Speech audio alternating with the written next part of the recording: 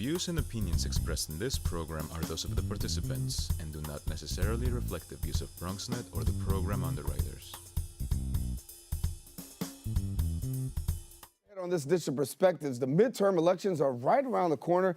Democrats are hopeful they'll win back control of the House. Polls show major key races in single-digit margins. What does that mean for us here in New York? Plus, we talk Hillary Clinton, Kanye West, and much more. Our political analyst, JC Polanco, joins us on this edition of Perspectives with yours truly, Daren Jaime. What's on your mind? Let 'em know. What's on your mind? What's on your mind? Let 'em know. Anything relevant to life, you bring it to the table. Whether you make a move solo or a movement with a stable. No fables, you speak on your decisions. Cause in the long run, it's your voice, your views, your vision. Keeping it real with many messages for you to know. This ain't radio, but DJ runs the show. Entertainment, he rocks it. Politics, he locks it. The host with the most would handle any topic. Don't forget to share your perspective with shines of light. Cause it might make a difference in someone else's life. Make a difference. What's your perspective? Express what's in your heart and your mind. Share your perspective. And hello, everyone. Welcome to another edition of Perspectives. I am Daren Jaime, and of course, we thank you for watching. Now, you can stay tuned to Perspectives every week here on Bronxnet Channel 67. If you have Verizon Fios, it's Channel 33. And, of course, anytime on the web at bronxnet.org. Also encourage you, get connected to us. I have social media. You can get me on my professional page, Daren C. Jaime, get some inspiration and some other things there. But share your perspective. You never know. It just might make its way right here on this show. We talk about a lot of different things. And, yeah, Perspectives is really what it's all about. Talking about a lot of different things. Well, one thing that remains constant, politics. Since the election of the campaign of 2016, the political scene has been nothing short of a plot twist and muggy. Here to weigh in on some of the major issues in the political scene is my good friend and political analyst, Mr. JC Polanco, Esquire, who joins us here. Good to have you, man. Thanks for having me. Listen, it's getting close to that time. Yeah. Midterm elections around the corner. That's right. And a lot is on the table, particularly for Democrats. And Democrats hoping that they can really take control of the House. But with all of the president's shenanigans, we talk about Elizabeth Warren, we'll come back to that in a little bit, Brett Kavanaugh, and probably something else by the time show airs, right? How do you feel the president's actions are going to actually weigh out in the midterm? I Positive, think, negative. yeah, I think it depends. Okay. It depends on, are we talking House? Are we talking Senate? Are we talking Assembly, Senate? Are we talking local races for village and city council? I think that Republican districts across the country are solid Republican. They're gonna come out and vote Republican in November.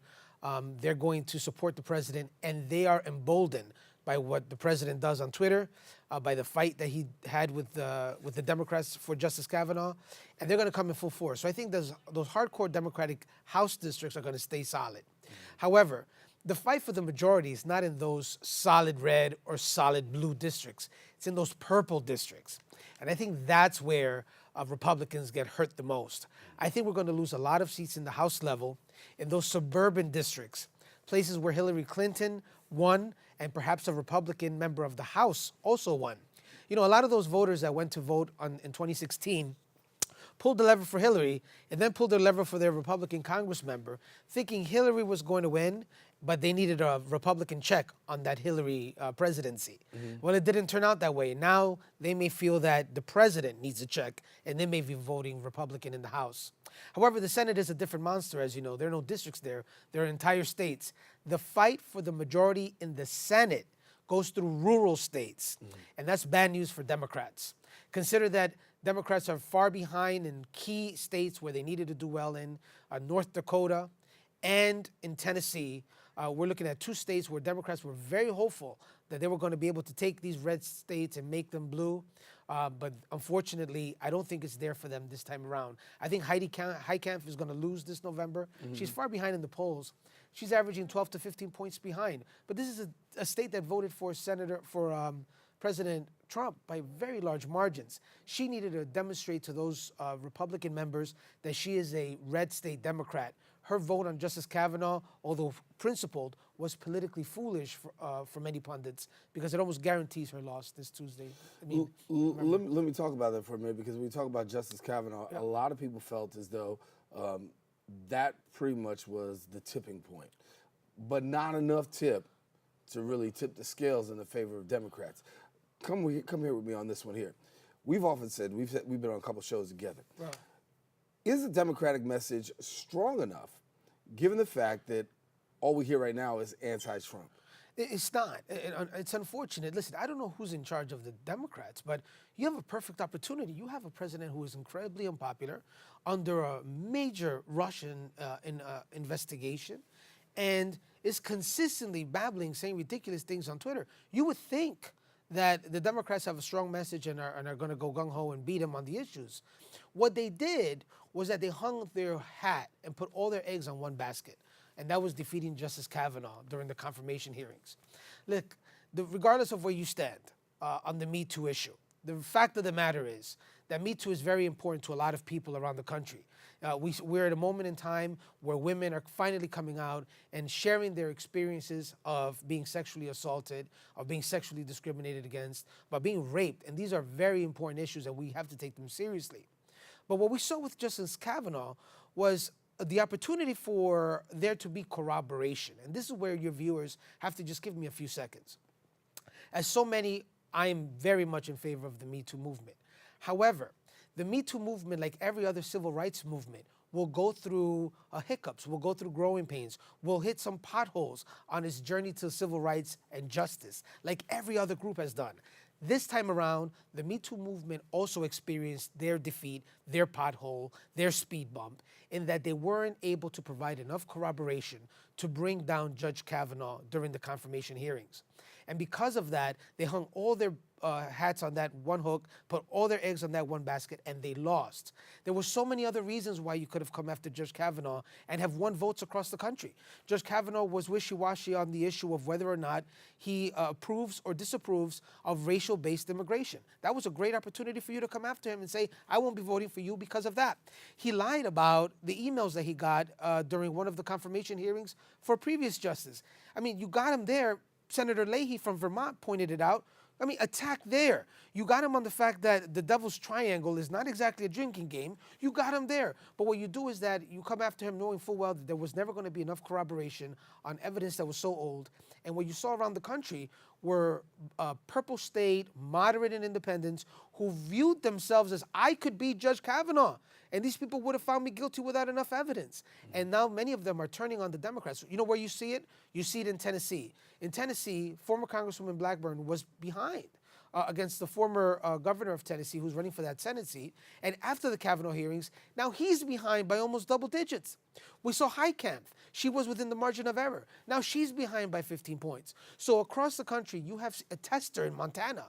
He was very close. He was even ahead in a couple of polls. Now he's behind by 5 or 6. So it hit a lot of those red states very hard, how this Judge Kavanaugh's confirmation hearing went.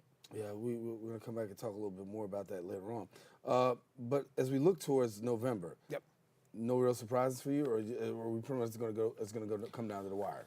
I think it's going to come down to the wire, not for the House. I think the House is going to go Democratic. I think it's just those suburban districts, those college-educated voters, especially in the suburbs of Virginia and Pennsylvania and in California, are very angry at the tone coming out of Washington, and they want a check on the president. So I think we lose the House. I think the surprise is going to be in the Senate. You know, we're looking at states where the Democrats are hoping to come close, and who knows what's going to happen in Texas? Who really knows what's going to happen in Tennessee? And who knows whether or not Heitkamp pulls off a miracle and pulls this off. But as of today, the biggest surprise for your viewers is going to be in New Jersey. Republicans haven't done well in the Senate race there in a very, very long time. We're looking at over a generation. And right now, the incumbent, Senator Menendez, is facing the fight of his life. As your viewers know, this is someone who was on trial with over 30 counts, from bribery to misuse of office, and an FBI report that in the original report was a scathing discussion of him having underage prostitutes in the Dominican Republic that now his opponent in the general election is putting out there in the airwaves. I think that's going to be a very close race. I don't know if we're going to pull it off, but it's going to be. I don't know if Republicans are going to pull it off, but I think it's going to be one of the closest races in the East. Stay with us. We got more with JC Polanco coming up on this edition of Perspectives. Coming up after this, we'll talk more politics.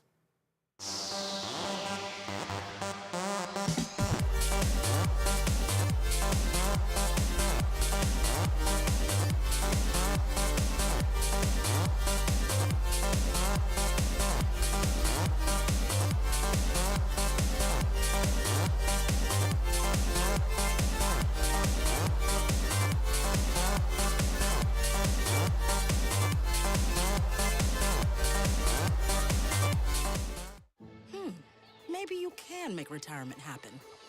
After all, you made this vacation happen. Double points with every purchase? Cleverly merging promotions, I love it. cross-referencing travel sites, and booking all your flights with those. Vouchers. I got us bumped. They were like, oh. But now they're like, aloha. You aced this vacation. Now get the tips you need to get on track at aceyourretirement.org.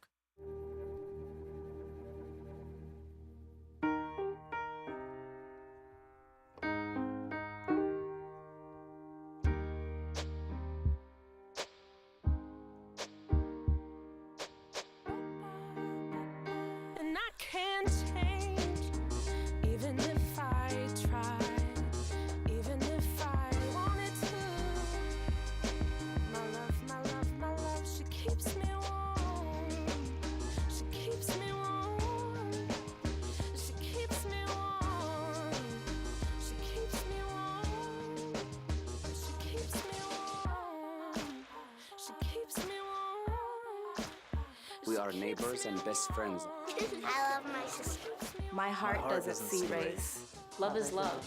Our family is no less than any other family. Love is kind. Love is patient.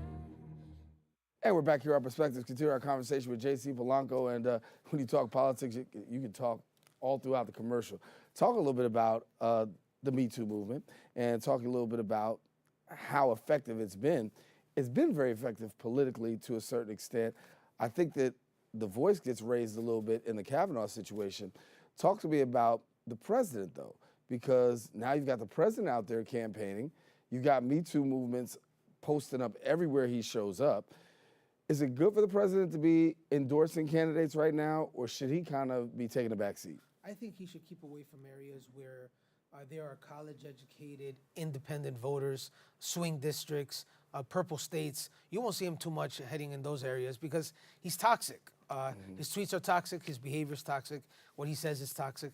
Just yesterday, he referred to Miss Stormy Daniels as horseface on Twitter. This, it plays to the idea. And she referred them as tiny. As tiny in response. I think, we're looking at a very nasty tone in politics. It almost feels dirty. Like, I don't want my kids even watching the political shows with me because all we're talking about is some very nasty behavior on all sides. And as the leader of the country, I mean, you expect him to set the tone. Yeah. I don't think that he's going to win any college-educated women or purple districts or independent voters with the methods that he uses on Twitter and in Facebook and in his comments. The Me Too movement is going to be very important moving forward. But like I mentioned in the previous segment, the Me Too movement, like every civil rights movement known to us who teach history, has gone through incredible growing pains and speed bumps and potholes. Me Too movement is no different. We're going to see that happen in the future. I want to talk about President Trump taking on women, most notably Senator Elizabeth Warren over her DNA and her ancestry. And that became a major bone of contention. President lashing out on Twitter against Elizabeth Warren. Going to throw up a couple of these tweets. And number one, this is what the president says: now that her claims of being Indian heritage have turned out to be a scam and a lie, Elizabeth Warren should apologize for perpetuating this fraud against the American public. Harvard called her a person of color, amazing con, and would not have taken her otherwise. What do you make of that? Wow. I mean, this is tough. But I got to tell you, I don't approve of these tweets. I never liked the tone. I didn't vote for him. I never have. I never liked what he says on Twitter. So I'm not going to defend anything that the president puts on Twitter. Having said that to your viewers, aside from the struggle and the treatment of African Americans in the United States, no other group has gone through as much as the Native Americans. And the Native Americans were, in essence, killed off in our entire region, from as far as the Caribbean to South America, through Mexico and Central America, and right here in the United States. And because we have committed these atrocities against them, society and the government have said, we have destroyed these people. We have to take into consideration their progression. And we are going to be mindful of that when it comes to admissions at universities, when it comes to employment, that if we have to give another effort of an opportunity for these people to advance, we will. And that is part of the affirmative action that we see in the country throughout many universities and in hiring practices.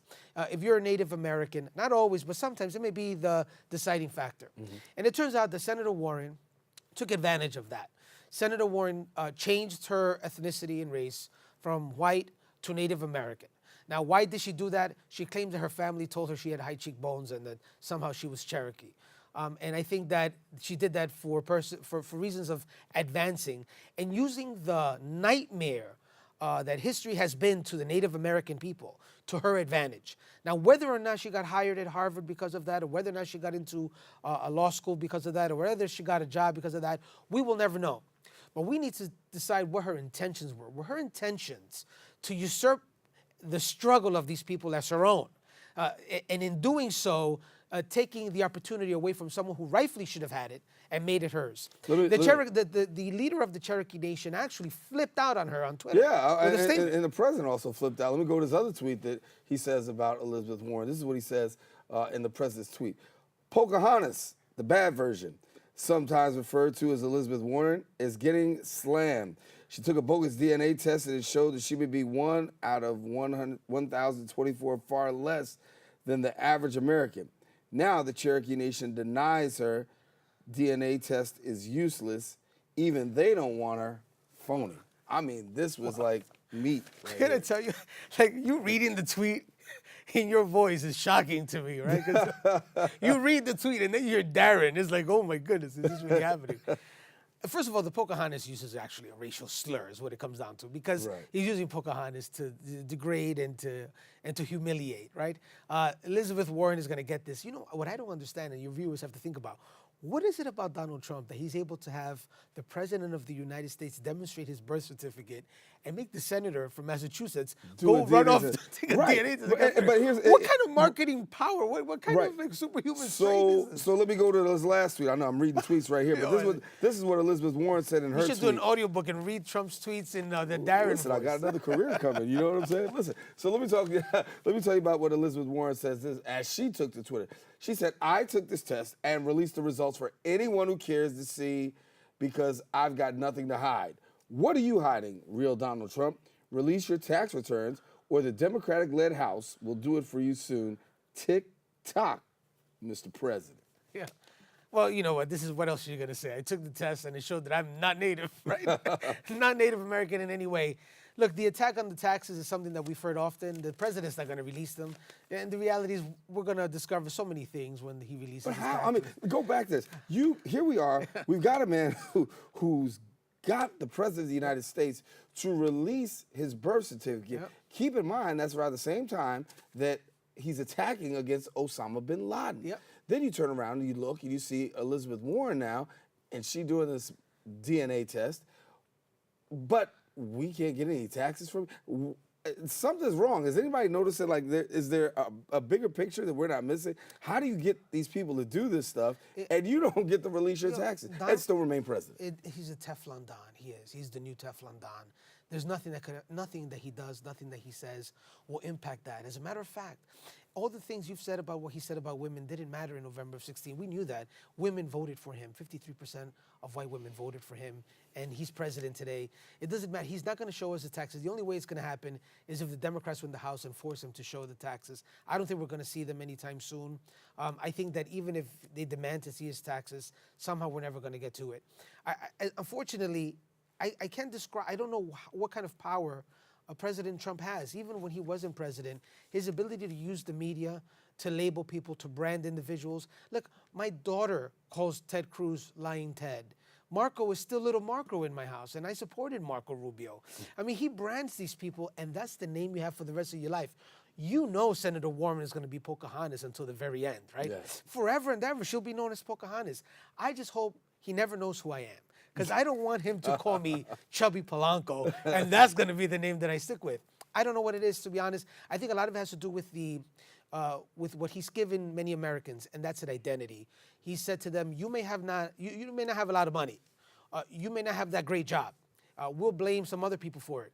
But this is what you are. You're American, and we're the best. And when you tell people that, you give them an identity that they can rally behind and that makes them feel important, and they will be loyal to you to the very end. And I think that's what Donald Trump has done for many around the country. Come back, get a quick break with JC, but I wanted to find out how all this national stuff may play out on the local side. He's got a few seconds to talk about that when we return right here on Perspectives.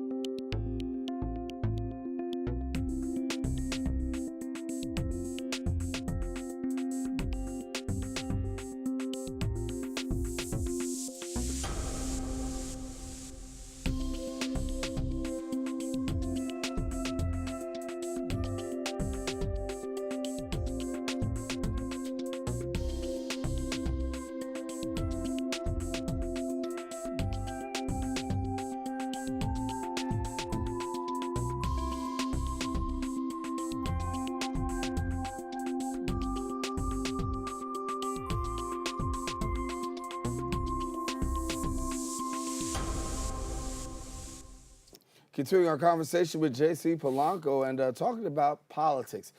How's what's happening in Washington going to shape out here with us in New York? Obviously, you've got the governor and you got that race. You got several races that are going on right here. But talk to me about this, playing out here in New York. Well, it's interesting. New York continues to be a very blue state, and it's bluer now than ever before. And as far as an opposition party, the Republican Party is not as strong in New York as it was maybe, 12, 14, 16 years ago. Mm-hmm.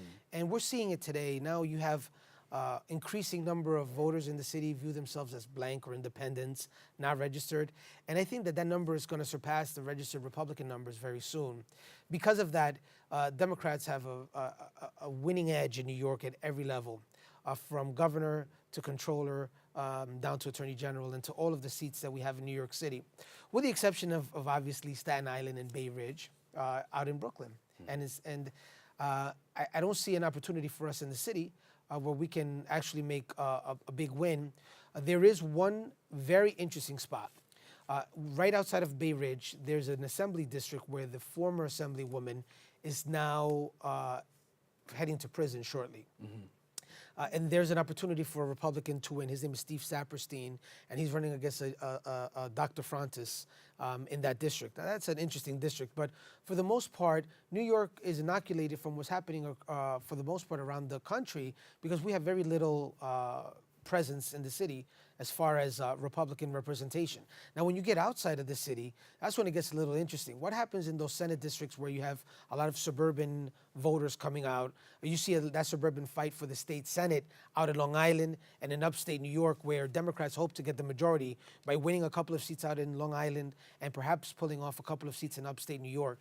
So those may be interesting, but for the most part, unless the Republican Party in New York realizes that it cannot continue to push a product to the market that is continue to be rejected by that market, has to change that product, we're going to continue losing voters and we're going to continue losing registration fights. Do we see new Attorney General, New York State Attorney General probably in all likelihood looks like it's going to be Letitia James, many people believe, but if whoever goes in there, do they have a shot at really going after Trump? They talked about going after Trump, but not just going after Trump, but being successful.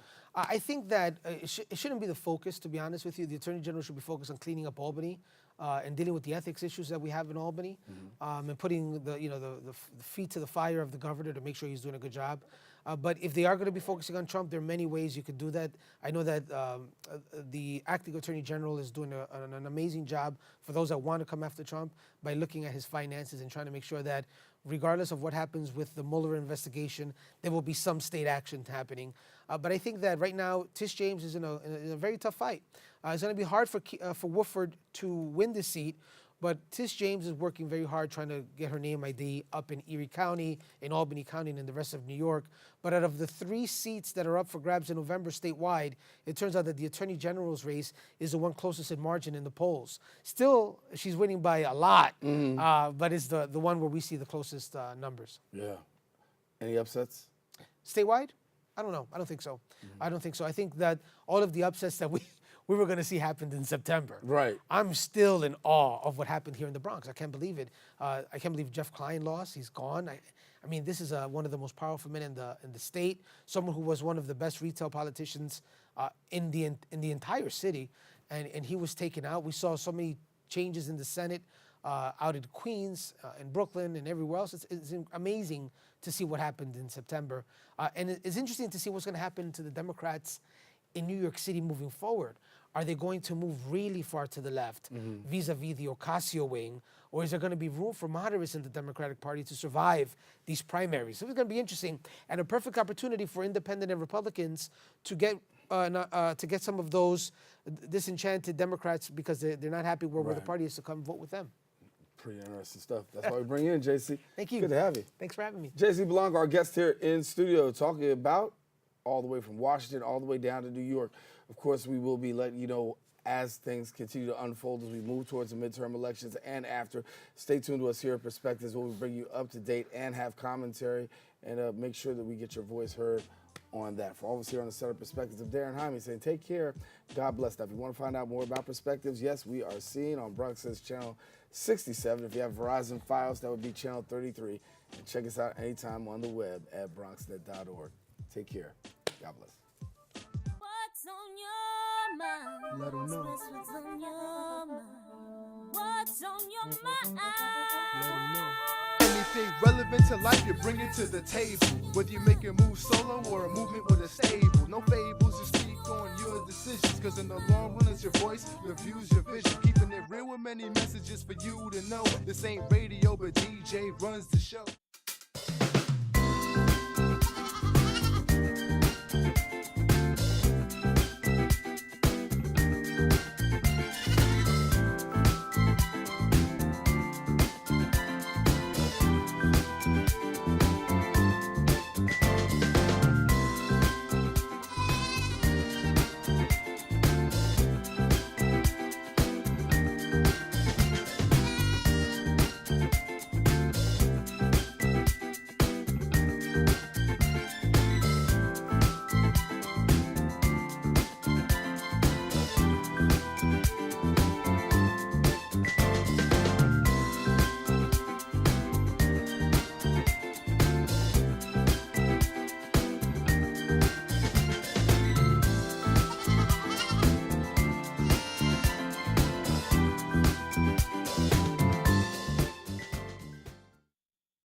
We built a media network for you. Bronxnet TV. Come learn in your new state-of-the-art studios at Lehman College. At Mercy College. And coming soon to the South Bronx in the Hub. Inspire with your stories, culture, history. Your Bronx on Bronxnet. Engage with us. Connect with us at your channels and at bronxnet.tv. Learn, engage, inspire. Bronxnet TV. From the Bronx to the world. Bronxnet.